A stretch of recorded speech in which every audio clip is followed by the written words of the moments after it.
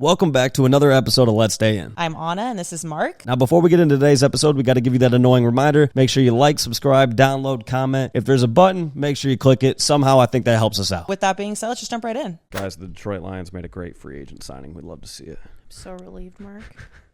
I'm so relieved. That's really important. And we were talking when you weren't in the room. We were worried about that. We were hoping that would happen. Yeah, you Free were. agency in general is really big to Michaela and I. Yeah, you guys were wondering if the Lions were going to address their defensive line this offseason. I figured they would. There's been a big hole in the defensive line, so.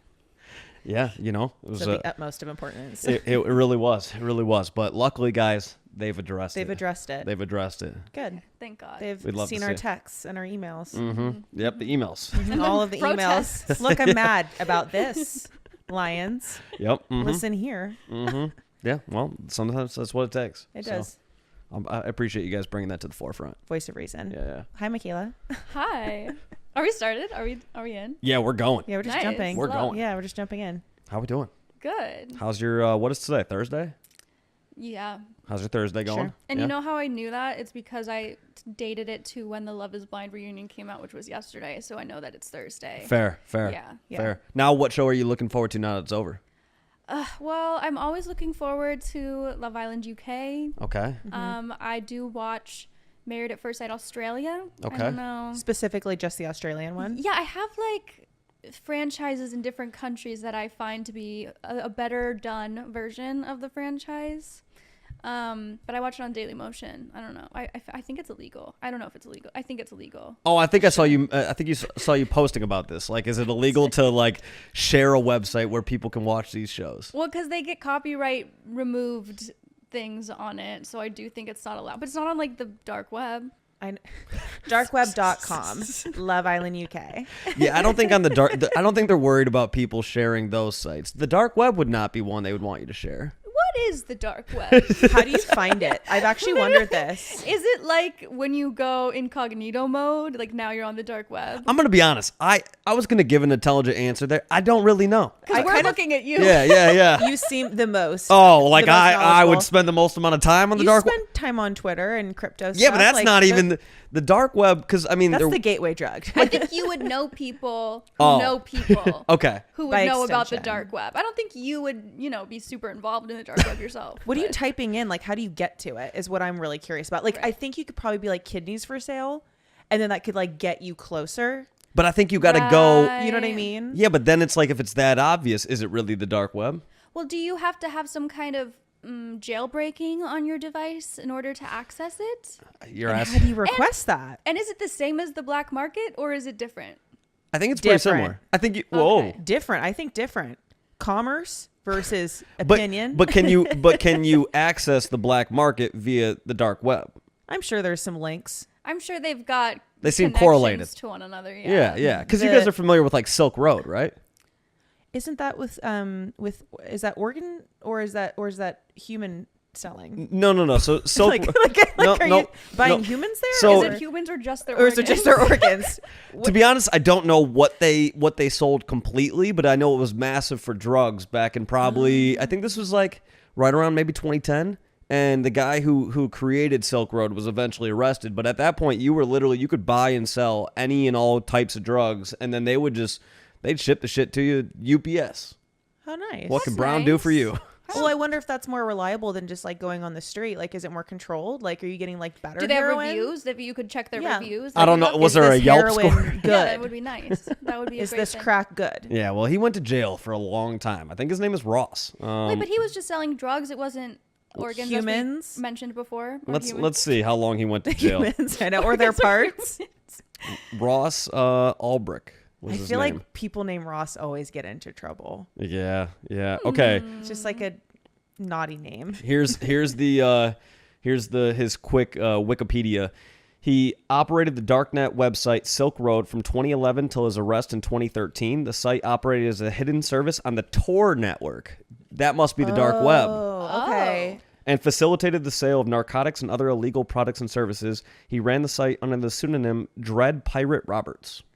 What a name. He didn't last long. No, 2 years. Silk Road sounds more like prostitution or like sex work to me. Like very red Right. light district. Like the title sounds more like that. Yeah. I think so as well. Yeah. It was just drugs. Are we sure about that? Let me There see. had to be some I'm gonna services. say justice for him, but if he did something heinous, of course I take that back. Yes, and I don't absolutely. mean Justice for Ross. Justice for Ross. Here's a quick bio on Silk Road. So in March 2013, the site had 10,000 products for sale by vendors, 70% of which were drugs. Drugs were grouped under the headings stimulants, psychedelics, prescription, precursors, other opiates, ecstasy, dissociatives, that's a tough word, and steroids and PEDs. Fake driver's licenses were also for sale.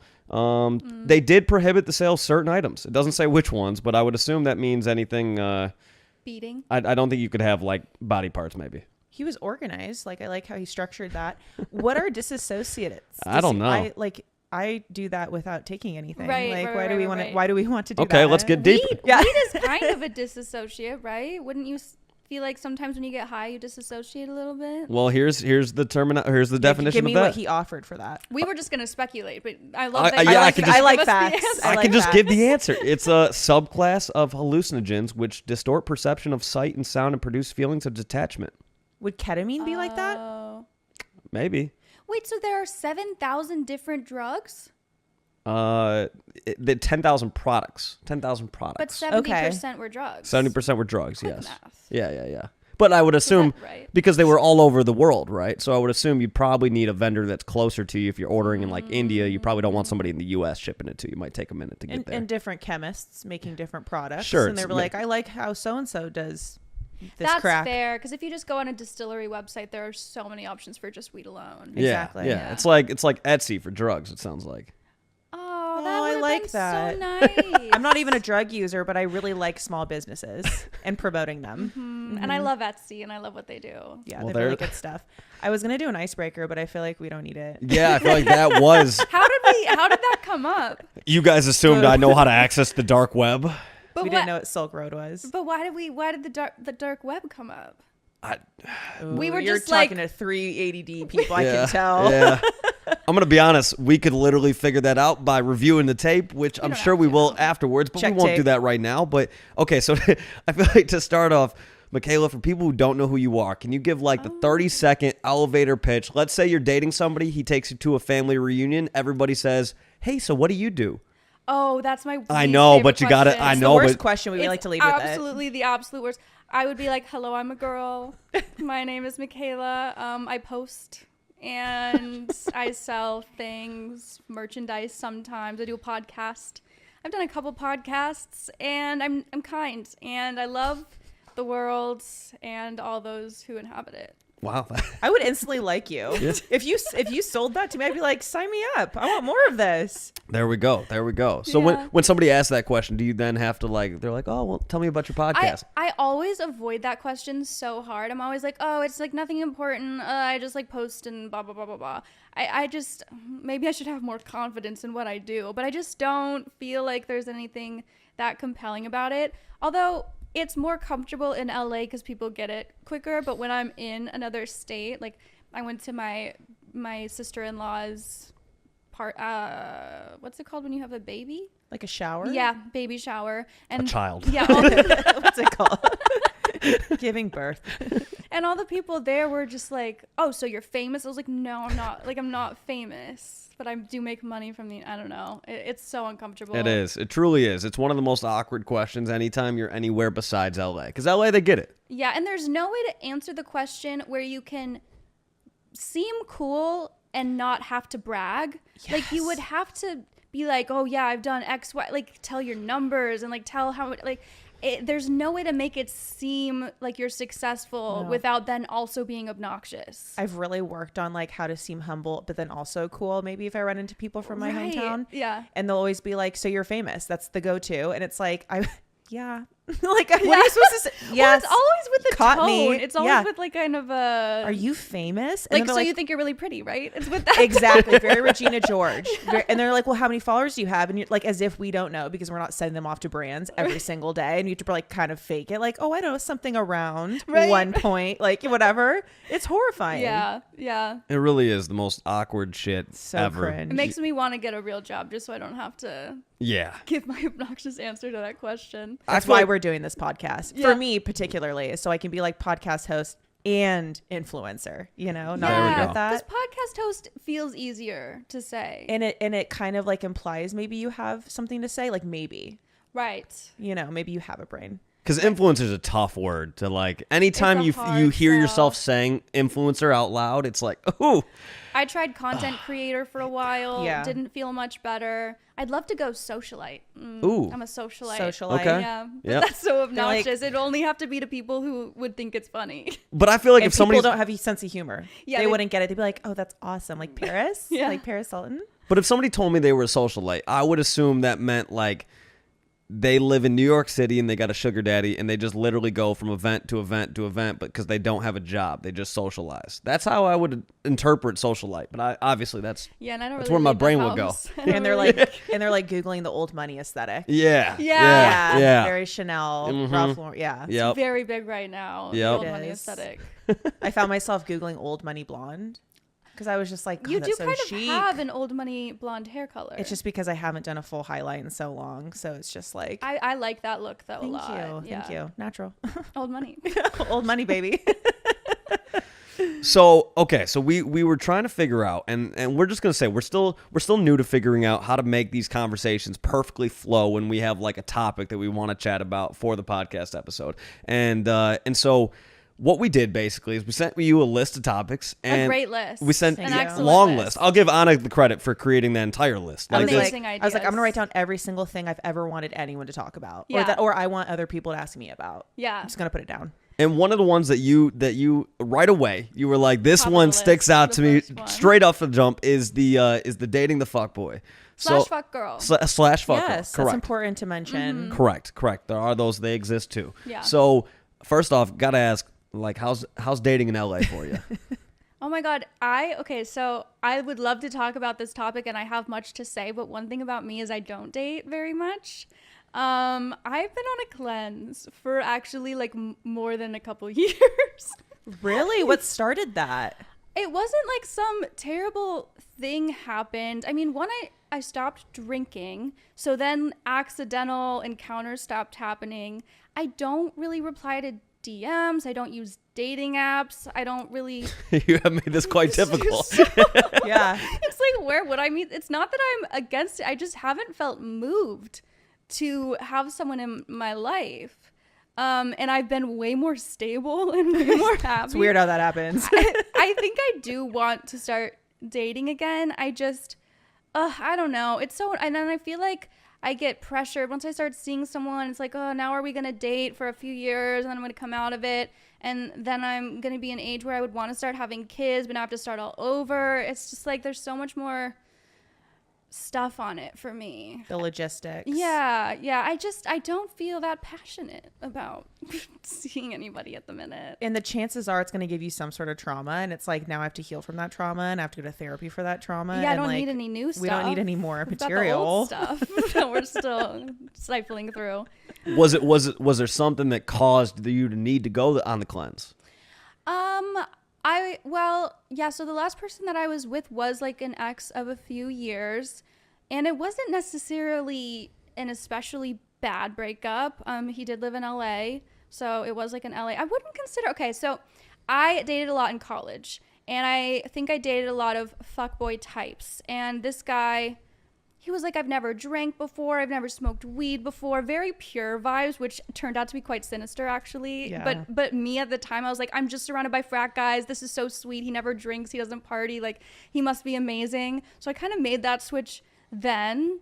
And then I was like, I feel like I've dated all the types and they've all kind of sucked. And I just, I don't know. Whatever package they come in, they almost always end up being kind of similar. Right. Which is like, we're talking about fuckboys, but then there's also the self-proclaimed nice guy who almost often always seems to be worse. I don't know. I feel like you have higher expectations for them too. You're like, oh, you're nice. Like, you're a safe pick. And Yeah. then somehow they hurt you more because you like let them in a little bit more. And they weaponize therapy language. Like, That's a they've got scary more person. tools. They've got things. That's fair. Yeah, listen. I mean, yeah, like I gotta. I don't know. Am I representing the male species here?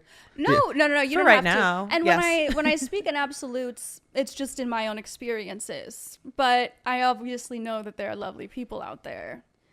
you know, just to pat every man's head out there and say you maybe aren't bad too. Well, so you were saying something about like the whole pure, like hasn't smoked, hasn't drank, whatever thing. I remember I went through a chapter where I had dated a fuckboy, and then one right after it was like waiting for marriage, wouldn't drink, wouldn't smoke, and I was just like, trying to do something totally different than the last thing you had that didn't go well. I feel like, is that like a guy thing too? Like overcompensating. Girls do that where it's like they have to be the exact opposite on the other side of the spectrum as the last one. Mm-hmm. And then I had this like a little bit, because I've always been the good girl. I was like, wait, what if I'm not the good girl in this and I corrupt this guy? It's like this weird challenge. Yeah, that's interesting. What do you think, Mark? I don't know. I feel like for each, for men and women, there's like different things that you're looking for and different things that you have to, I guess, deal with. Like I've never really thought about if I'm going on a date or if I'm like talking to somebody on a dating app or whatever, I guess I've never really had to think to myself, like, is this girl going to be drastically different than she appears? I don't know. I feel like women are more transparent. So I feel like you kind of see what you get, you know? I don't know. I feel like there's probably more, and I'm generalizing here, but I feel like there's probably more men that like deceive more than women that deceive. Am I? No, I think that's true. I think girls are better at deceiving. I think girls are better at the image. I don't know. They're better at portraying something and they're more convincing. And men, I feel like I see through them quicker. I feel like most of the time, if a girlfriend of mine says to me, hey, I'm going on a date with this guy on Friday, whatever, and she shows me his Instagram or his dating profile or whatever, I feel like at like a 98% clip of accuracy, I can nail exactly what kind of guy he is. I feel like dudes are just dead obvious what type of dude they are. But I do feel like, and this is my theory here, is that women have more of the motherly instinct, and so I think there's more of like the I can change him mindset. Right. Where like for guys, it's just kind of like you either really like her or you don't. But I don't necessarily feel like there's necessarily that like I'm going to try to change her into. But I say that, but then again, I know guys who have tried to change women. I was gonna say guys are trying to change women all the time. They do, but in like a totally different way. I think for women, it's like a validation of, oh, he's never been this way to anybody else, so it's something special about me that's going to bring it out in him. And then for guys, they almost go for a woman that they don't really want and then try to take things away You're from right. her. You're right. Yes, Yep. you're spot on. 100%. And then they're like, oh, I got this beautiful bird, and then I put her in the cage, and now she's so boring in that cage. Wow. All of a sudden, they want to make you plain. I remember I went to my hairstylist, and I was saying how my boyfriend at the time wanted me to take my extensions out. And she's like, oh, no, dump his ass. Yeah. And I was like, why? He likes me better natural. And she goes, no, you caught him with a certain image, and now he's slowly trying to strip away all of the things that make other people pay attention to you. Yeah. I've seen a lot about that recently, of guys being jealous of their girlfriends. Oh, almost, yeah. which definitely is so confusing to me. I think that is because I think that there's a lot of dudes who are insecure but will not say they're insecure. I feel like if you, and again, I don't want to generalize, and it's really easy to generalize when you're talking these subjects, but I do feel like if you're talking to a woman, she's more likely to be she's more likely to be honest with you if she is at all insecure and things like that. But if you ask the average guy, are you insecure? The average guy is like, no, dude, bro, not at all am I insecure. And then his girlfriend walks out the door showing like the slightest bit of cleavage. He's like, hey, what are you doing? What's that? Yeah. Yeah. You're gonna like there's gonna be dudes where you're at and you're wearing that and then you're like, bro, are you insecure? No. I was just, it's cold outside right now. Or like you're trying to protect her or something. Yeah. I had an ex cry because I wore a crop top once. I had that happen too. Did we date the same guy? Just on the curb at a concert. I had to delete photos of me in a crop top because he was crying about it. And he got upset that I took photos with you. Wow. And I think our photos are so PG too. I know. Yeah. I know, they're so PG. But did you look pretty? My insecure face guys looks won't have good, that. I guess. Yeah, I wonder if it's the way men are raised to not express things. I don't know if it's malicious that they're hiding things, but they don't feel as comfortable maybe as women to be like, these are the feelings that I have, all of the messy things inside, and, you know, be straight up about their insecurities and who they are. And then men just maybe feel like it will hurt their masculinity or just maybe aren't even used to talking about that kind of thing. So they hold it in and it becomes a little bit more toxic because they're holding it in. I totally agree. I don't think it's born from something malicious, but it evolves into something malicious. I ran into an ex-boyfriend like a year anniversary basically after our breakup. And one of the big like themes in our relationship was his inability to compliment, but he was very free to insult me or make fun of me. And it was kind of like, I can take a joke all day, every day, but you have to balance that with some kindness as well. And if you're only ripping down, then and there's no building up. It's just not healthy. Right. And one of the first things he said to me was, I just don't know why I didn't compliment you. And I was like, yeah, I kept asking. I didn't know why. And it made me feel very insecure. And he was just like, at the end of the day, he's like, after doing some work on myself, it was because I felt like you were up here and I was down here. Yeah. And I wanted to convince you that you couldn't do any better than me. And maybe if you felt smaller, then you'd be happy staying. And I was like, but that's essentially why a lot of us leave, is because we feel like we could be treated better. Right. And you can see yourself in the mirror. Like, you know that you're someone who's worth complimenting.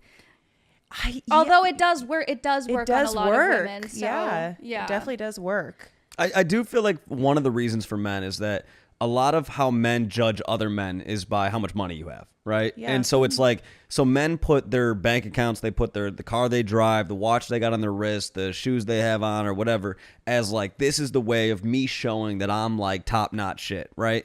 And so then when they are, so then when they're dating a woman or whatever, they're like, well, I'm not insecure. I'm doing really well for myself, whatever. But then they look at her. And again, I think if your own self-confidence or your self-worth is wrapped up into what you make, then it's wrapped up into the wrong reasons, right? And so then when you're dating somebody and you realize like, hey, I may not be the best option for her totally. Sure, maybe I can provide financially and things like that. But like in certain instances like this where like, you're, in terms of like, you're here, he's still got some work to do, he probably down here. He's like, well, shit, if she realizes that, she's going to dump my ass. So I got to do certain things to cause her to like not be as attractive to the average guy so that I have less competition so that she doesn't know that I'm actually a bum. I just have money. I'm a bum, but I got money.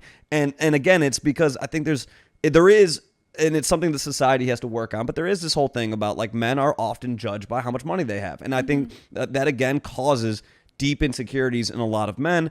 And and because a lot of them don't vocalize that, you end up kind of, expressing that in different ways.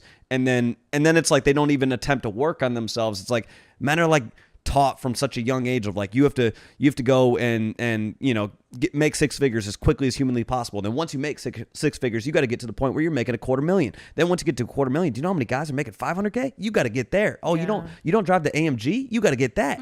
And then during that entire time, he's not even working on his personality. He's not even working on growing himself or anything like that. He's strictly focused on money. That by the time you realize you actually need to work on yourself and your personality, it's like, is it too late? Yeah, that's actually really interesting. It's like the whole one-track mind thing for men, yet women, in my opinion, are expected to kind of be experts of everything. It's kind of like that whole thing where like back in the olden days where it's like you got to learn to play the piano, sew, be a painter, then have etiquette classes, and also be the most beautiful girl in the town. And it's like we're kind of expected to be like, what is it, masters or the jack of all trades, master of none. And then guys, it's like just have enough money, and then they forget to like strengthen any other aspect of their personality or emotional like bandwidth. I was thinking about that the other day when I was like, do I want to start dating again? And I haven't been doing well financially this year. And I remember thinking like, oh, I don't really have to worry about that dating. But I feel like if I were a guy, I would be embarrassed about that if I were dating right now. Yeah, I mean, it's definitely one of those things as a guy, if like, there's been many conversations I've had with other guys when we're talking about, somebody's like, oh, I want to actually seriously start dating and stuff like that. And there's been guys that I know that are like, I can't afford to literally seriously start dating. And that's a wild concept to really, when you break that down, but that's a lot of guys between the age of probably like 25 and 28, because you're in this weird stage of like, you're probably now in maybe your like second job out of college, things like that. And there is this aspect of, when you're in college, like everybody's broke and everybody expects you to be broke. But then as you start getting older and stuff like that, maybe a guy who you went to high school with and now he's a dentist and he's making a smooth $200K a year and you're judging yourself compared to him or, whatever. And so there is that aspect of like, we need to impress. And again, for a lot of men, and it's for the wrong reasons, but they think the way to impress somebody is by how much money I have, when there, in reality, there are so many other ways that you can, you know, impress somebody. And impress is the wrong word, but I guess like be enough. Yeah. Like when I did that Q&A, I did this like poll thing on my story yesterday about like what are the hardest things for you to discuss in a relationship. Both men and women, very tied. Money, just across the board, finances, money. A lot of it was like how to express like certain desires sexually, but like for the most part, I would say it really revolved around money. And so if both genders are having such a hard time with it, how can we open that up to be a little bit easier for both sides? Because I know for a fact I've always had more of like a masculine position or like a viewpoint about money, where like I want to be able to be a provider, and like my ego very much, my self-esteem is very much tied into how much money I make, and how I've thought very many times, like if I was a single person, I wouldn't be dating right now. I wouldn't feel like I'm qualified to be someone's partner because of the amount in my bank account. And that's one of those weird things where it's like, when you really break it down, at the end of the day, there's the aspect that somebody like truly ends up falling in love with you has nothing to do with any of that, right? But there is so much pride in the sense of like, people don't like talking about the things that they need to improve upon, right? So if your financial situation is not good, people don't like admitting that, right? And part of it is, I think, because for a lot of people, it's like, well, how soon do I tell them that? Because if like we go on a few dates and things like that, do I need to be transparent right away of like, maybe I'm in between jobs and I'm trying to figure that out. And so then you're like, well, she's just not going to give me a chance then. And it could be vice versa, where you're like, okay, I don't want to tell a guy that my financial situation's not that good or whatever, because what if he then like doesn't take me serious and like thinks that I am like just looking to, you know, use his money, and like I don't want him to think I'm trying to use him. And it causes these like, I feel like the reason why we avoid so many subjects is because we already fill our head with how they're going to answer that situation, rather than just letting the situation play out by saying, hey, these are some things about me that I'm still working on. And if the right person is the right person, they'll have no issue working through those things with you. And if they have no interest in working through those things with you, then they're probably not the right person for you to eventually like form a team with. And that to me is what marriage is. It's like you're forming a team together. I feel like most people don't really actually care that much unless they want kids soon and like to start a family really soon. I don't know anyone, and I'm 27. Most of my friends are like late 20s, early 30s. So it's around that age where people start to get married. I don't know any of my friends who have ever been like, oh, I like this guy, but he doesn't have a lot of money. I don't think it's actually that much of a factor in stopping you from having a connection with someone. It may be a factor if someone does have a lot of money of like making themselves seem desirable, but I don't think if you're not doing amazing, that really stops a lot of people from liking you. So I don't think it should be as much of an insecurity as it is, but I get why it is. And I think it's just, you know, at the end of the day, most of our insecurities, I feel like, are tied to like fear of how somebody's going to respond to those things, right? Yeah. And it's like, at the end of the day, we all have things that we need to work on and things like that. But I think we're always trying to act like we're perfect, and then by the time you show that you do have things that you're working on, I think there is also the fear of like, what if this person leaves me once I show that like I'm not perfect, right? I'll literally post, I'm so poor right now, I'm broke. That's such a great quality. I feel like so many people have this issue with, it's almost like they don't want to ask questions that they don't want the answers to, so they don't want to show like how they feel like they're not bringing enough to the table because they don't want to be left for that thing after being vulnerable. Yeah. You know what I mean? Like a fear of rejection. Exactly. In those ways. Yeah. Yeah. And so I think in general, it's like for a lot of men, it's like, again, because of our self-worth a lot of times is tied directly to how much we make, that if a guy's making a lot of money, then his self-worth is through the flipping roof, right? But at the same time, that does not mean that you've done enough to work on your, you know, ability to have a conversation, your ability to like, you know, just make somebody feel heard, your ability to compliment somebody and make them feel good about themselves, the ability to listen to the things that they're going through and all of that. And so that's something where I'm like, I don't know how we fix that issue, because I do think it's something that like from an early age. Just put effort into it. Yeah.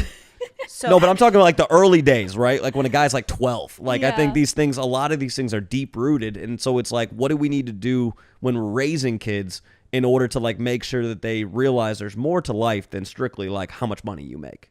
Okay, so I have a question. I have a theory on why girls don't like the nice guy, and I'm really curious if you have one. Ooh, I'm excited to hear it.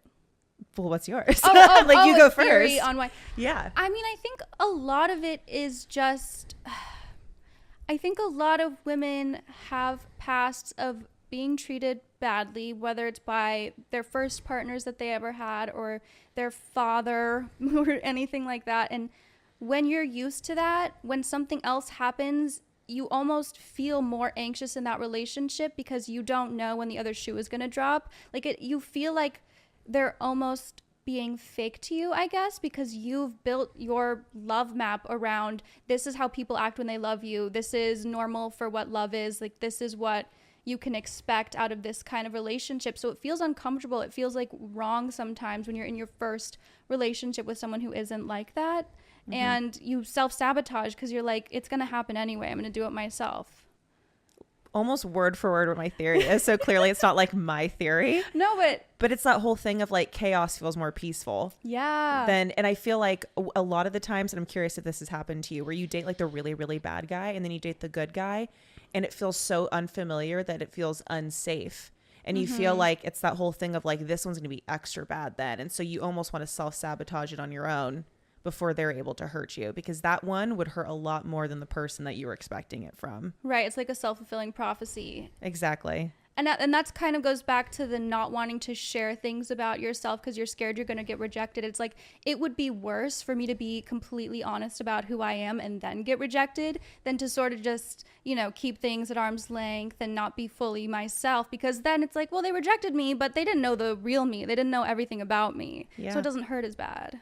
I always say that. I mean, I would say that's how I was for probably the first like 29 years of my life, where I was like, I don't want to open up. I keep a wall up of like my true feelings and things like that, because I don't, just like you said, if I show you exactly who I am and then you reject me, God, that fucking hurts. Like, there's no other way to put it. Like, and so for a long time, I was just like, I'm not putting myself out there. I'm not like bringing that wall down. I'm going to keep that wall up, and then someday maybe it'll come down. And then when I was probably 28, it came down for the first time, and it was the most, I don't even know how to describe it. Like it was a wild feeling, because it was like, I've never really completely opened up like this, and you feel very vulnerable, and there's part of me that did not like that feeling, right? The part of me that's like, damn, like I've been so open and honest about how I feel and who I am and everything like that, yeah, then there's the fear of, okay, what if this person does not want me for that, right? And it's like, but at the same time, I kept reminding myself, you have to do this, right? Like you have to be vulnerable. You have to put yourself in a position where you can get hurt, because otherwise, yeah, you're essentially like performative acting, right? Because you're not showing who you are. You're not being vulnerable. You're not showing your true self, right? And so as difficult as it is, I'm like, I would rather right from the jump just be who I am and be as vulnerable as humanly possible. And if you like it, you like it. Get and if you rejected don't, early. yeah, I'm hurts like a lot less. Yeah. Sooner rather than later. Yeah. Have you dated a fuck girl or like a mean girl, or have you ever found yourself to be more attracted to girls who are like a little dismissive of you? Maybe when I was younger. I feel like for the most part now, there was a long period of time where I was like, I don't want to date because I'm truly not ready for a serious relationship. And I would say it was probably around the age, like again, 28, I'm 31 now. So probably for the last 3 years where I've been like, I could easily seriously date right now. And if that relationship is great, then get married. Like I could easily do that. And so for me, I look at my parents' marriage. My parents have a beautiful marriage, and I'm like, that's exactly what I want, right? So if anybody I'm dating, if I can't look at her and say, I could picture her as my wife, as the mother of my children and everything like that, I'm not interested. So I would say I do a pretty good job of like right off rip, just kind of jumping into, hey, let's strip away all the bullshit. I want to actually get to know you, actually see if I see a future in you. And if I don't see a future in you, it's like, see ya. I do that so heavy when I'm speaking to someone. If I feel that they could do something that would negatively impact my future children, like that's how I think about it. I'm like, that's beautiful. Oh, the way that they act would maybe make them be more attracted to dismissive people, and I wouldn't want that for my kids. So it almost works better than thinking about stuff in relation to how they would be to me. I'm just like, would this be good for my child's development? Well, you're subconsciously then taking care of your inner child, like, not to sound whatever, but No, it is it's true. true. It's like, it's so hard for us to, when we're like put into situations, we think we're a lot more resilient than we are because we've gone through so much. We think, well, we'll just bounce back. But a child doesn't know any better, and they're shaped by that. And like, then you're just looking out for you at the end of the day, which is actually a really sweet way of looking at it. I had a conversation with my friend Ellie about that like a couple of weeks ago, where we were talking about if you could go back in time and tell yourself something when you were younger, what would it be? And one of the things I said was like, you need to be more confident saying no. You don't have to worry about if people aren't going to like you. And by the end of the conversation, I was talking about how like, I don't know if maybe I would have heard that, but when I do have a daughter in the future, I will make sure from a young age that I'm like, you know, if your relative wants to hug you and you don't want to hug them, you can just say you don't want to hug them, and just like have those things be instilled early on. And it's about my future child, but it is also about me, which is interesting, like the reparenting yourself. Yeah. In a way. It's beautiful. I mean, I think that's one of the things that I oftentimes ask people. I'll say, like, look at the way that you grew up and then look at your parents' marriage. What aspects of your parents' marriage do you not want, or do you want in your future marriage? And then how you were raised, what aspects of it do you like, and what aspects do you think could have been done differently, right? And I think the way that I think about that is because, I do want to think about what life is going to be like for my future kids, right? And so, there's certain aspects of how I was raised where I was like, yes, I would love my kids to be raised the exact same way. There's other aspects where I was like, I think this could have been done differently, you know? And again, it's not like, I think sometimes when we say these things, it's like it's almost like taking a shot at like our parents or a shot at how we were raised. And it's like, no, because no one is perfect. Right. Nobody could be raised without there being any, like, because parents are humans. Yeah, too. 100%. Like, it's so hard to do everything right and to not have a bad day, and to like, there's that with friendships as well, where I don't know, it would be so, and that's not an attack on anybody's parents to be like, yeah, there are some things I would do differently. Right. Absolutely. I don't feel like a parents, especially right now, I feel like there's like this move, which there should be. We're keeping our parents accountable for the traumas that they've inflicted on us, but I don't feel like there's been a lot of grace being given to parents in that way. They're doing it for the first time too. And think about like the ways in which we have lashed out unintentionally. There's so much pressure in shaping a human being. Yeah. And also like the different kids, they have different needs. And so being harsh with one might not impact while the next one will have the inability to be soft and sensitive with, you know, a future partner. And the domino effect of, you know, one bad day, then that kid is talking about you in therapy like 20 years later. It's very high pressure. And that's their biggest fear when you leave the hospital with like a little baby. I know you don't want kids. Not to bring it back like, to... that's why I don't want kids. They're like, oh my God, I don't know what to do. They're just letting me leave with a baby this tiny? Yeah. How are they letting me leave with them? Well, what's so interesting, and when I say I don't want kids, people go immediately to a selfish sort of perspective, which there's nothing wrong with it. If you want to be... you just want to party. Yeah, you want to be selfish with your time. You want to travel the world. You want, you know, just about you and your partner. There's nothing wrong with that if that's your standpoint. My standpoint of not wanting kids is and it might sound a little bit diluted, I guess, to some people, but I am so worried about damaging a child that I haven't even met that I don't want to have one. I am so scared of unintentionally bringing my unhealed trauma, my generational trauma, my self-esteem, insecurities, things like that. I don't want that to affect something that's so innocent and pure. That's so interesting because I never wanted children. And then one of my very good friends said to me so genuinely, I think you would be a really good mom. And when she said that was like when that feeling changed for me. When That's someone beautiful. said that, and I actually thought about that, and I was like, maybe I could be like, that was when I decided I think I do want kids. And before then I never had. So I think there's a lot to that. Yeah. I've had friends say, like, of all people, they would think I would want them because I do have a need to nurture, and like, unfortunately, it's something I'm working on. When I have a boyfriend, I do have a tendency to mother them. Yeah. I love to take care of people. And so I would think that would be like a natural, like, nurturing path for me to take. But it's just that fear of causing damage that you can't take back. And there's nothing that would hurt me more than my kids sitting across from me and telling me a way that I unintentionally failed them when all I've ever wanted to do is to love them. Oh my God. It's kind of like, and if you think about it, it kind of ties back into like the self-sabotage. So I'm depriving a whole area of my life because I'm fearful of the unknown. Yeah. You know what I mean? But that's such a genuine fear. That's got to be one of the most basic human fears that there are. And that's why I think it's so interesting that people almost think that if you don't want to have kids, it's narcissistic. Right. Because you want to give someone the best life possible. Yeah. And if there's any part of you that really doesn't want kids, then you shouldn't have kids. So that's not narcissistic to like listen to the way that you're feeling about it. I totally agree. And I feel like a lot of people just want to see their, features replicated, or they just want to like, it's a beautiful thing. It's egotistical in a magical way of like taking you and then the person that you love more than anything and creating human. Like it is, it's technically the most magical thing that you could possibly experience. But then living through them. Yes, exactly. And like they're making up for the mistakes or the things that you didn't get to live through or, achieve. And so you could argue that could be selfish too. Oh, 1000%. That's true of so many parents. But I agree that content where people will talk about how their parents traumatize them. Obviously, some are so obviously bad and like 100%, but some of them really make me sad for the parents because it's something that's such a human mistake, in my opinion. That's interesting. I mean, I think all of it is incredibly interesting. I think, again, as I think about life in cycles, and I'm like, you start off, 0 years old, fresh out the womb, days old, right?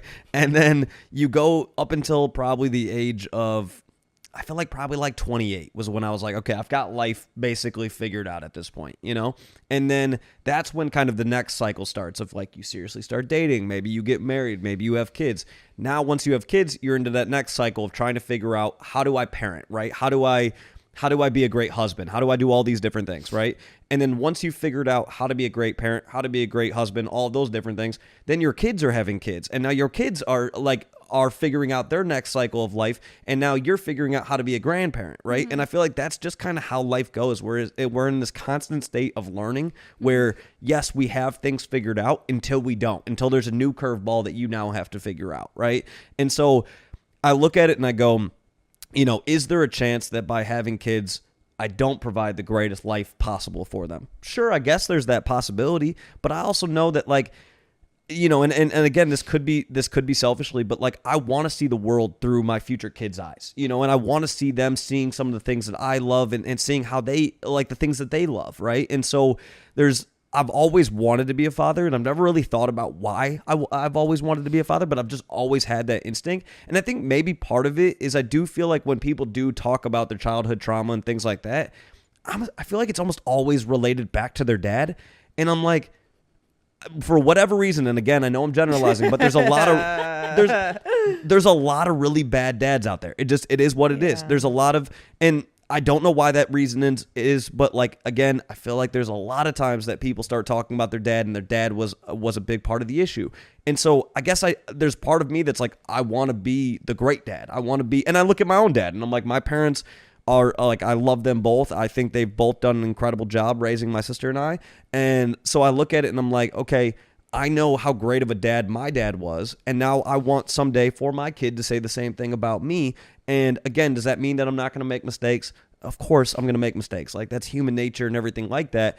But I would like to believe that I will have a great enough relationship with my kids where I can talk to them and learn from them as they learn from me, and that's how it goes. I don't know. That's how the way I always think about it. And your intent is good. And I feel like one thing about a lot of people is the desire for growth and improvement. I have seen it now more than ever, but I feel like there are a lot of people that don't want to grow and improve unless it's to their detriment. Like, for example, like they're depressed and then they want to improve it. So then they've made all these changes versus seeing how it has hurt other people or wanting to be a better role model, a better friend, mother, things like that. And so I think if people were more interested and invested in healing those parts of themselves versus saying like, I'm good. I had a great childhood. Like, what do I have to complain about? Every single person has something to work through. Every single person should go through therapy, in my opinion, whether you've had a great life or a hard life. And I think that if people were willing to acknowledge that, then we'd be making better parents. Well, I think the Gen Z generation is interesting because they're definitely going to be the most therapized generation, and they are very familiar with all the terms, and I think they really do care about that stuff. But I also do feel they're a little less forgiving of like other people making mistakes. So I feel like it's going to be interesting to see how that plays out as a parenting style, because on the one hand I see a lot of benefits to that, but then I don't know, like a lot of unforgiveness, a lot of knowledge, a lot of unforgiveness. Yeah. No, it's interesting. I mean, it's like, again, there is no way. And I think part of it is a lot of these subjects are not black or white, right? There's a lot of gray area in these situations, right? So there are some parents where I think they make, truly they make genuine mistakes in how they're raising their kids, and they think they're doing the right thing and they do the wrong thing, right? Those parents, again, I feel a lot of empathy for. There are also a lot of deadbeat parents, right? And so it's like those parents, I'm like, yeah, they suck. And again, so it's like realizing there's a lot of gray area in these situations. And I think, and again, trauma happens to everybody at some form as you're getting older, because there's just life happens, right? And there's nothing that truly anybody can do to completely prevent you from having some form of trauma, right? Because again, that's how life goes. And so I think it's something where parents have to do their best. Kids have to, I don't know. I feel like now more than ever, we realize the actions of how you're being raised affect kids. And I feel like that was really just something that probably wasn't talked about. I mean, again, like the idea of therapy now is a very commonplace idea, right? But then if somebody told us, we're all right around, how old are you, Michaela? 27. Okay, so we're all roughly within this, few years, right? And so with that, when we were being raised, it was like the idea of therapy was completely unheard of. It was like taboo, right? It was like, wait, you're going to therapy? What's wrong with you? Yeah. I remember when I was diagnosed with like ADHD and depression when I was 16 or something, I was like, I don't have depression. And now I feel like it's the opposite, where people will find anything they could possibly be. But it was, I don't know if one's better than the other. Probably the new way is a little bit better than the old way. But I remember my boyfriend at the time being like, now that you've actually been diagnosed with ADHD, you're going to be way worse. And I was a little bit. That's interesting. Yeah, a lot of people are self-diagnosing now. And I think a lot of people want to make sense of the things that they're feeling, and then they want to feel like there are other people that can relate to them. And I think there's so much loneliness with the way that like our community has been set up, that people just want to find commonalities so desperately. Oh my God, the categorization that people love to do, whether it's a personality type or attachment style or love language, like people love to have a little box to put one of their things in, even if it's not really that backed up by science, and really people are a lot more gray area than those things allow you to feel for yourself. There's something very comforting about being like, oh, I'm an INFP, and that's why I do XYZ, and this other person that I know is an INFP, and it makes sense. Are you an INFP? I am an INFP. I'm an INFJ. Wait, what? Oh, really? Yeah. The fuck is that? Myers-Briggs. Oh, you're like ENTJ or something. You're one of those for sure. I is introverted and E is extroverted. Just for the basic, like. What's in the middle? Intuitive. Right versus.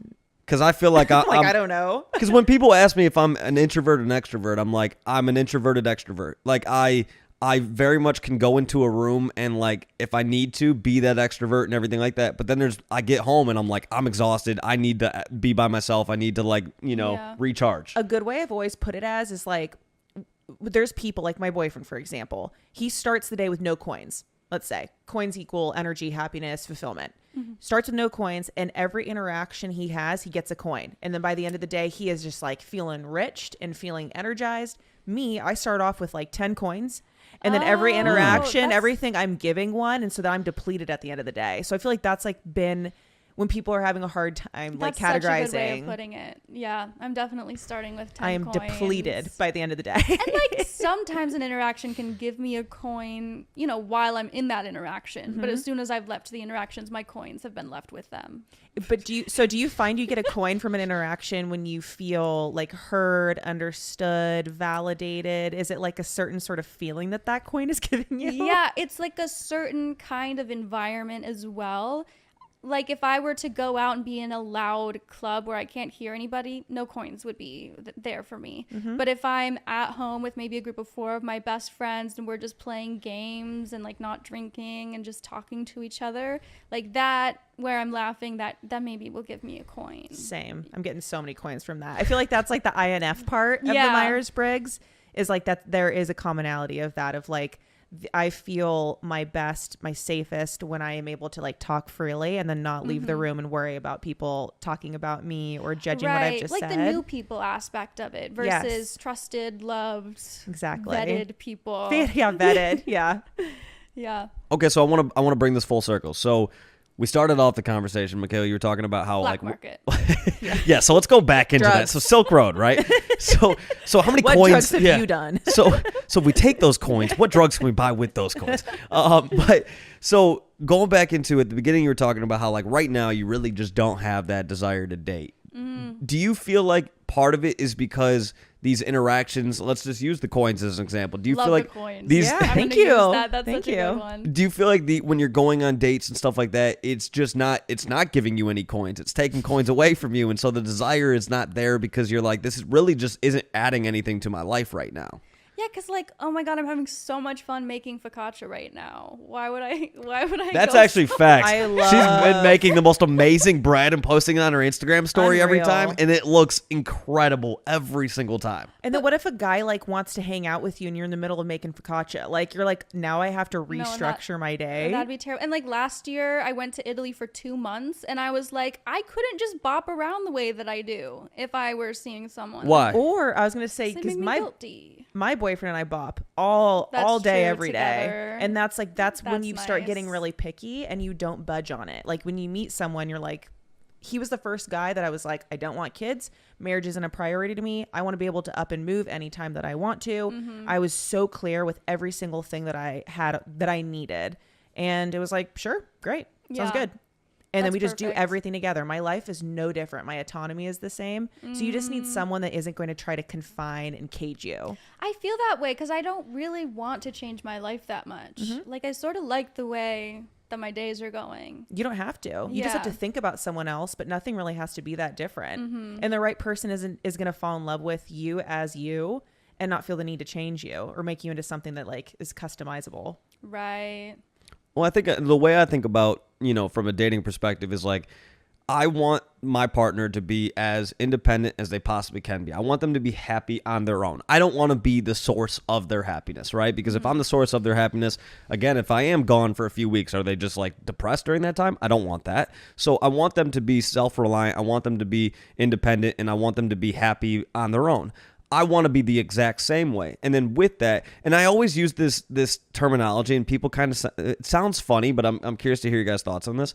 I always say I want my partner to be selfish. And what I mean by that is I want them to put their self first, right? And there's such a negative connotation around the word selfish because you're like, well, if that person's selfish, all they care about is themselves, right? And I'm like, well, no, if they're putting themselves first and you're putting yourself first, and let's say by doing that, you're like, you know what I want to do today? I want to make bread, right? You're like, I want to make some, by the way, is it focaccia or how are you saying it? Focaccia. Is it really the hard? Yeah, if it's like an focaccia. Italian word, if it's a double C or like double. Oh, Yeah. Oh, damn it. I've been Like- saying focaccia, like cash. Like bruschetta. I'm learning. Bruschetta. Wow. That was incredible. So it's So San Gimignano. Fettuccine. someone's going to cancel us. Yeah, Oh my God, I was so high one night, and then I was I was gonna tweet something or say something with like an Italian accent. Oh no, I was editing a podcast episode where I was doing an Italian accent, and I was like, would I get canceled for this? And I was like editing it out because I was high, and then the next day I was like, no one would care that I was doing an Italian accent. No. And if somebody does care about that, they're way too uptight. Gotta go But touch grass. so going back into that, like if you're saying to yourself, all I want to do is bake bread right now. That's one of your activities. That's what you enjoy doing and stuff like that. Well, if you find somebody who also enjoys doing that and you guys Right. enjoy doing that together, you're both technically being selfish by saying, I want to do this. And you so happen to just want to do that together, right? And I think that's where, to me, that's an ideal relationship where both of you are putting yourself first. And that doesn't mean that you don't compromise on anything. Obviously, you are going to do some things in life that you really don't want to do. But that's like, to me, if you are still, at the most part, putting yourself first, they're putting themselves first, and at the end of the day, that means that you both want to spend that time equally with each other, then that's a relationship that is actually, when we go back and talk about like the kind of, like giving you energy, that's a relationship that gives you energy, doesn't take from you, because you feel like this is somebody who actually wants to do life with you, versus somebody saying, hey, I want to take your life that you're already happy with, and I'm going to take from that. I don't want you doing that. Don't want you doing that. Yeah. And now all of a sudden it's detracting from all the things that you already enjoy and everything like that. Instead, you find somebody who enjoys doing a lot of the same things and stuff like that, exploring life in the same ways that you do and everything like that. And now all of a sudden it starts adding to your life, not taking away from it. That's something I have struggled with a lot in my recent relationships, where I can tell that I'm going to end it as soon as I'm starting to feel guilty about things. Oh my God, I yes. hate feeling guilty. Like, I will be happy with someone sending me a double text and like checking back in. But if it's to the point where I'm like, oh my God, if I don't reply within the next hour, it's going to be an issue, and then I'm going to feel bad about it. Like, it's over already once it's at that point. Like, I don't, if I'm feeling guilty about not speaking to someone enough or like spending enough time with them or whatever it is, then the passion is gone, because you're like a chore now. Well, it's also a sign that it wasn't the right person. Yeah. You know, whenever, like, I feel like what you were just describing is a relationship built strictly on authenticity. So then that doesn't leave room for what you just said, which is the resentment and the guilt. And I feel like when you start to feel like you're somebody else's cheerleader, which everyone should be everyone's, like in both sides. But if you are the cheerleader, you are the source of energy. Like, you can feel when someone is just draining you of like all of your life sources. Yeah. And it's like when you start feeling like you're just somebody's like accessory almost, that's, I feel like, when the resentment really starts to build, versus when you're just two whole people not enmeshing. And I don't want it to sound like we're saying you don't owe people things, because I hate that talking point when people talk about relationships. Like, oh, you don't owe them this, you don't owe them that. You actually do owe people things. You owe the people who care about you basic respect and your time and like your love and you know, the things that they need. But I think it's like a different thing. Yeah, and I think part of it is too, and I think when we look at it, there's a lot of people who just really aren't compatible. I think sometimes because, and it goes back to an earlier part of the conversation where Anna was talking about how when there's a relationship that has really high highs and really low lows, that relationship can come across as exciting to a lot of people, right? But that to me means you're not really that compatible. Like you have your... Can I also say, like, the high highs and the low lows, it's like it's lows and then you get a crumb and it feels like a high. High. So your like baseline is so bad that anything like the most basic compassion feels like a high, and that's what fucks you up about it and gets you addicted to it. My mom would just say to me, she'd notice the couples that are so lovey-dovey, they're so over the top with it. Everything is baby this, baby that. And she's like, and they're so like, it's just like, it's almost like you look at it and you're just like, God, they're way too in love with each other. She's like, those people almost always have such deep problems in their relationship that it's almost like performative in front of other people and things like that. It's like relationships a lot of times are almost going to look like they're boring on the outside, right? She's like, but a really great relationship means that you're super, super compatible. Compatible doesn't always look incredibly exciting. So when you were talking about the whole, like, when you do have those relationships where the super low lows and then you get one tiny little thing, you hold on to it. And you notice that sometimes when I feel like on Valentine's Day, I notice this, where Valentine's Day to me is the funniest concept in the world. It's so revealing. Because it's like, okay, as a guy, you know, if you are dating somebody on Valentine's Day, you have a few minimum things you got to do. 1, you got to get her flowers. 2, you got to take her out to eat. And 3, maybe some other, something, right? A card, a stuffed animal, a piece of jewelry, something. You got to do something, right? And if you do you do those 3 things, she's going to post you on her Instagram story later and say, oh my God, that's the best boyfriend ever, blah, blah, blah, blah. And I look at that shit and I'm like, it is, to me, the dumbest concept, because I'm like, I'm not at that point doing it because I want to do it. I'm doing it because you essentially have to do it, right? It's taking the fun out of it. To me, the great relationships are the person who does that for you on a random Tuesday, not just because it's Valentine's Day, because again, it's not even hard on Valentine's Day. It's super easy. You go into every grocery store. They got all the stuff you got to get. Cheap. It's right there. $5 at Trader Joe's. Except for the ones peonies. Some can be expensive. Peonies. Them motherfuckers are. Well, they're seasonal. They're very seasonal. They're finicky. Also, that's damn near rent. That's rent right there. They're my favorite flower. I love peonies. They're the best. They're the best.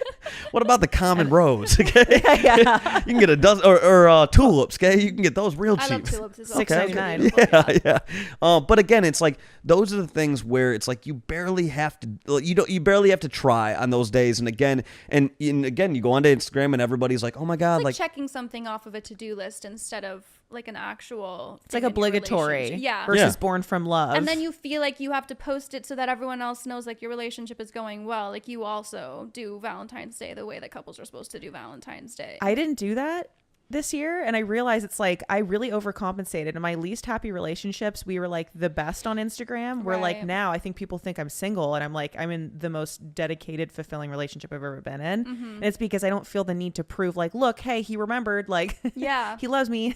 that goes back to the point I was saying of like the really great relationships almost look boring on the outside, So right? true. Because you're like you look at it and you're like, well, yeah, those two fit, and then the other Who were you trying to prove it to? Right. Someone from his past? right. So like, Always who the is it that you're ex. trying to prove it to? Yourself or He did it someone for else me. who's like a little bit involved? There shouldn't be anyone. Sorry to the mic. There shouldn't be anyone that you feel the need to prove that to if you are happy and so healthy with your partner. I see that a lot. A lot of people being like, look, they're doing something that you would never do for me. It's very like living in the past. Yeah.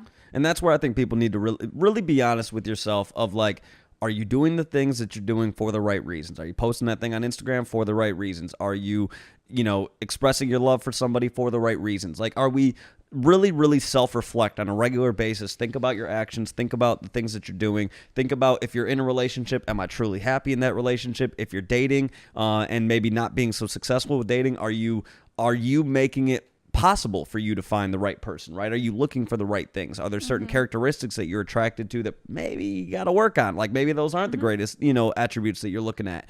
And again, it's like learning from yourself, learning from your past, and then taking the things that you're learning and applying that to your future so that you can be around the right relationship and stuff like that. That's why when you say to me, like, I don't know if I want to have kids, I look at it and I go, as a friend, I'm like, it wouldn't shock me because I know you'd be a great mom. It wouldn't shock me if 3-4 years down the road, you're like, hey, actually, I do want to have kids. Totally. And so I look at that and I'm like, well, yeah, knowing some of her past partners, I can understand why she didn't want to have kids with them. But who knows if that changes moving forward. And if it doesn't, I'm still obviously going to love and appreciate you as a friend. And if you do someday decide you do want to have kids, well, then I'm looking forward to being an uncle. Seriously. Yeah. So and that's the way Because why should anyone else care? Right.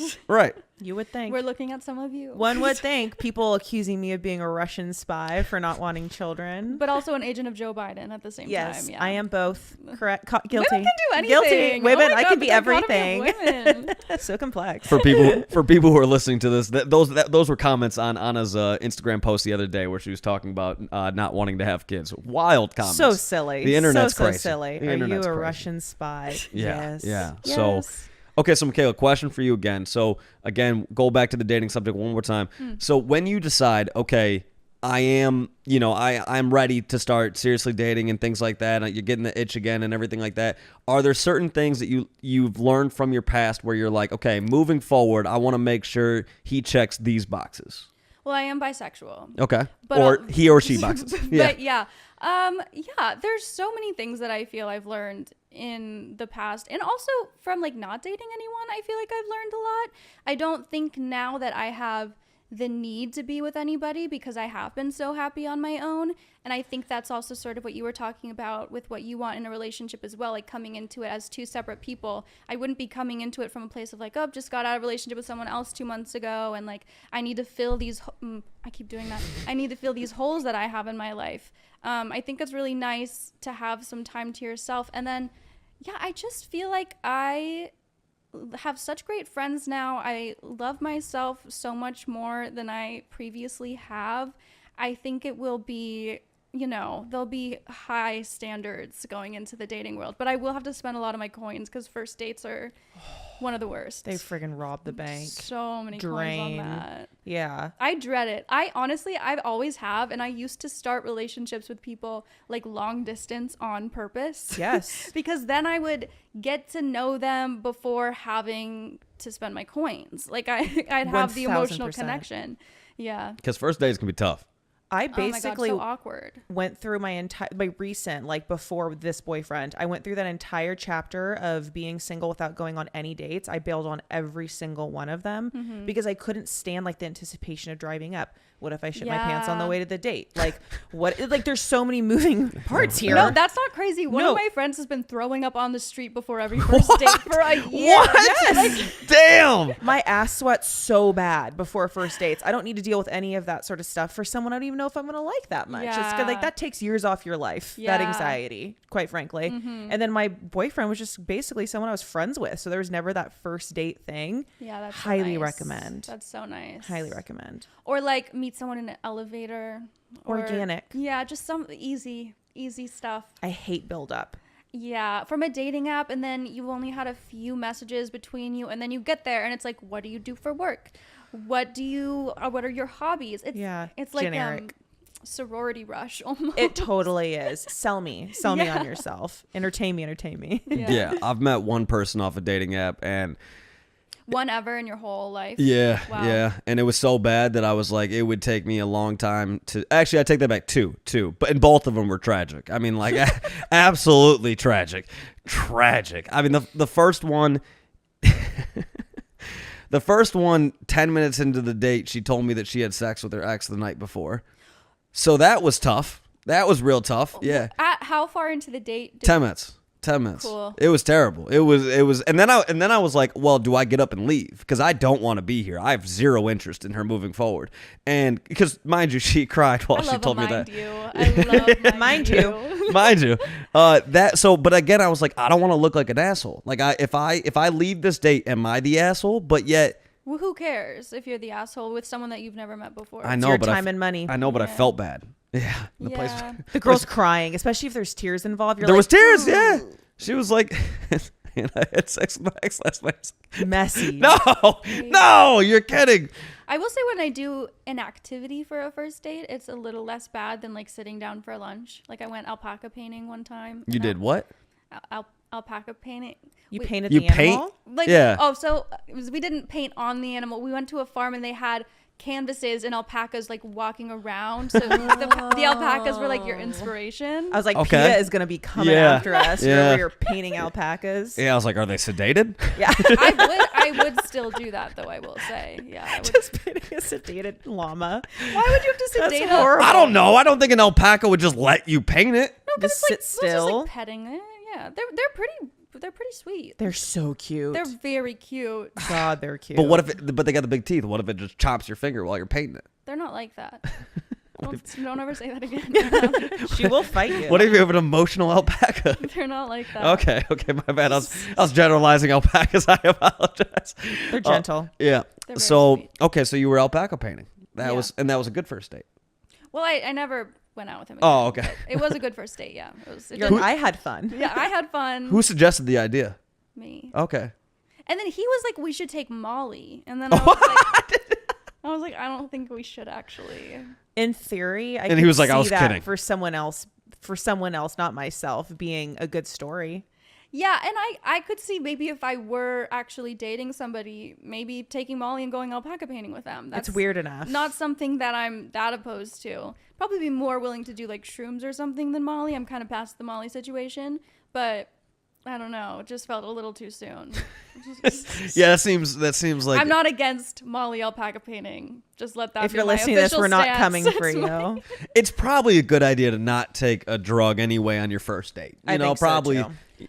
Well, and it was funny because everyone else there was like a 50 to 60-year-old woman. And like that's, I guess, the usual crowd for painting while alpacas roam around at a farm. It doesn't have a lot of youth written all which over kind it. of made it more fun, to be honest. For sure. Yeah. I love the olds. Yeah. Yeah.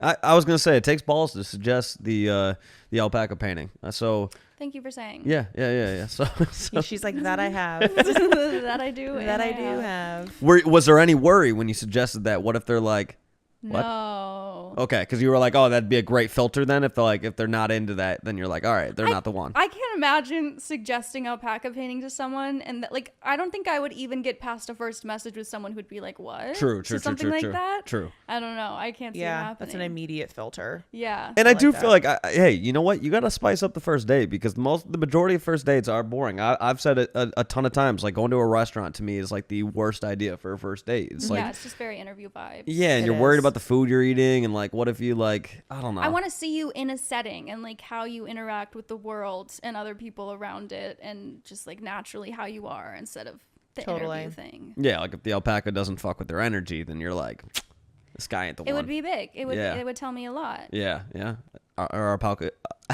Our alpacas, that's a tough On the black market. They might be. Just They parts. As a Just the organs. Just parts of them. alpaca meat. Oh God, no. No. Well, this has gone in a really weird direction. Yeah, the but I like conversation it. has gone full circle. Wait, I had another question and I completely lost it.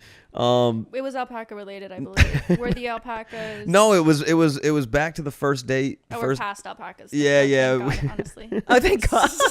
I was still stuck. I still have a couple questions about those.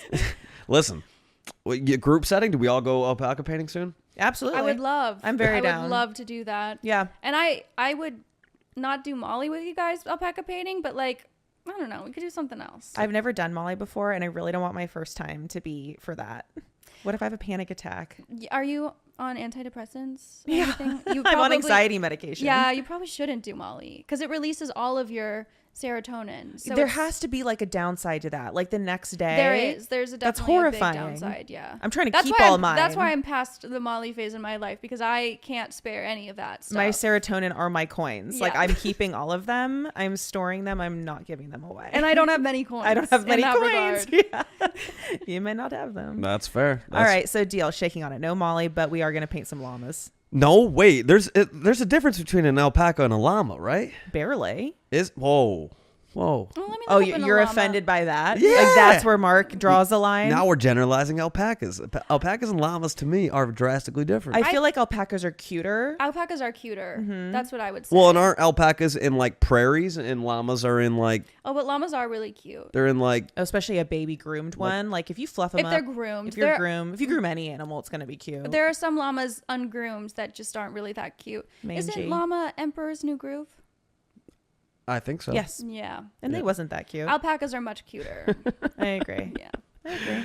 So with that, And with that in mind, that's Okay. the podcast. That's all you're going to get. This was fun. and This the was fun. episode So title fun. probably. Yeah. Alpacas are much cuter. That is true. That is Wow. Yeah, true. you got to teach us Is your there a ways on difference between? podcast titles. We're amateurs to this. So you teach us how to Make us cool. Yeah, use the podcast title to clickbait everybody to get them to watch this. So it's alpaca painting first date ?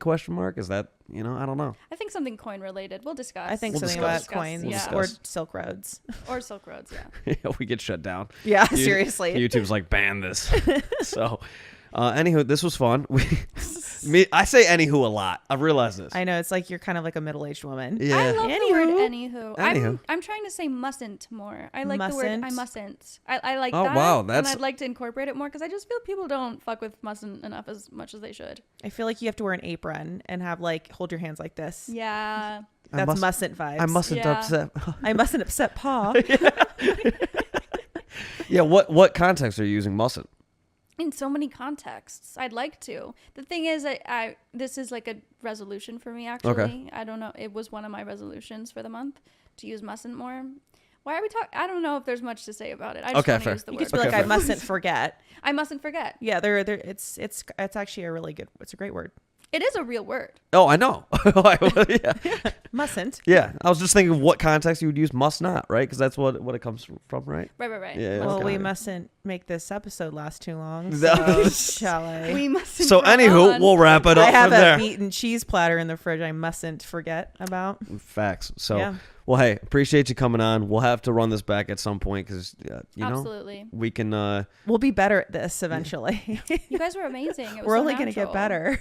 You make it nice and easy. This was fun. Yes. Yeah, you were great. Yeah. Guys. So Thanks for coming.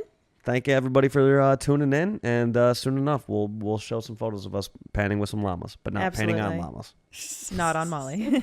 Alpacas, not llamas. I'm really fucking this up. Oh my God. Alpaca specifically, not on Molly. This is why we hate first dates, Mark. You're giving us first date fucking vibes. this up. This is terrible. All right, that's the episode. The episode's over. See you guys. Bye.